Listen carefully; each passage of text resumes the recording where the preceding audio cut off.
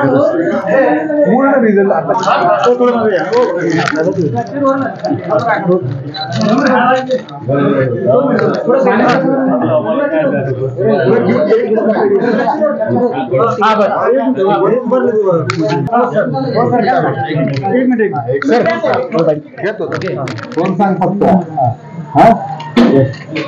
Sir, आज गुलाल शेवटी आला सोलापुरात. भाजपचे 10 वर्ष संपवून आपण परत एकदा सत्तेत आलेला.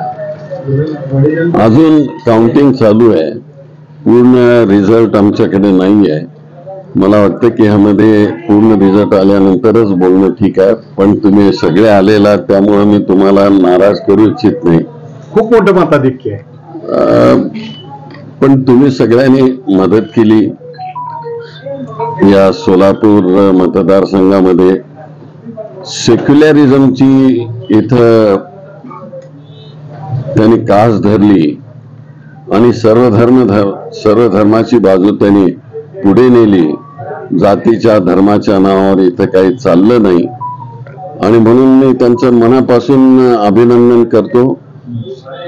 ह्या पंढरपूर, मंगळवेढा, अक्कलकोट, मोहोळ, दक्षिण सोलापूर, उत्तर सोलापूर शहर मध्ये ह्या सगळ्या मतदारसंघातल्या लोकांना मनापासून धन्यवाद मी देतो. त्यांनी कितीही त्यांच्यावर प्रलोभनं दाखवली, किती त्यांच्यावर प्रेशर आणली.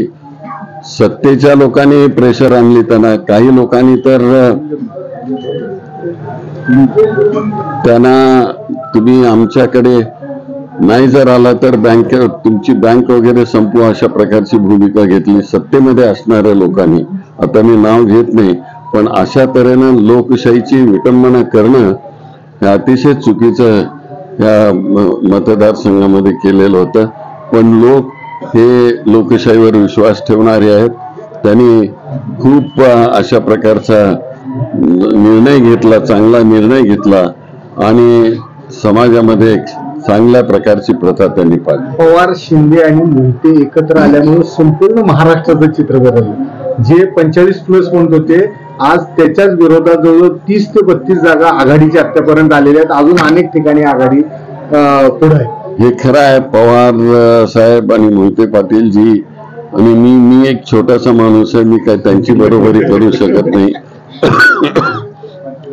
पण हे सगळे एकत्रित आले, त्यामुळे एकत्रित आल्याची ताकद आहे.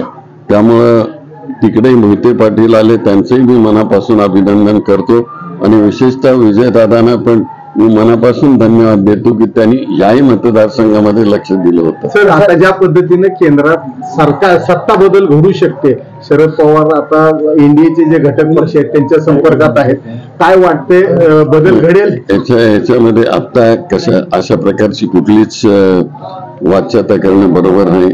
आता ही फार प्रिलिमिनरी स्टेज आहे, प्री मॅच्युअर ज्याला म्हणतो आपण. आता बघूया काय होतं. बदल घडू शकेल असं वाटतं. आता इथं सांगता येणार नाही, आपण बघूया काय होतं. पण साहेब, एकीकडे बहुमताचा आकडा देखील गाठणं कठीण होत असताना दुसरीकडे मोदींचा 400 पारचा नारा होता. कसं बघायचं? जनतेने प्रत्युत्तर जोरदार दिलं असं म्हणा.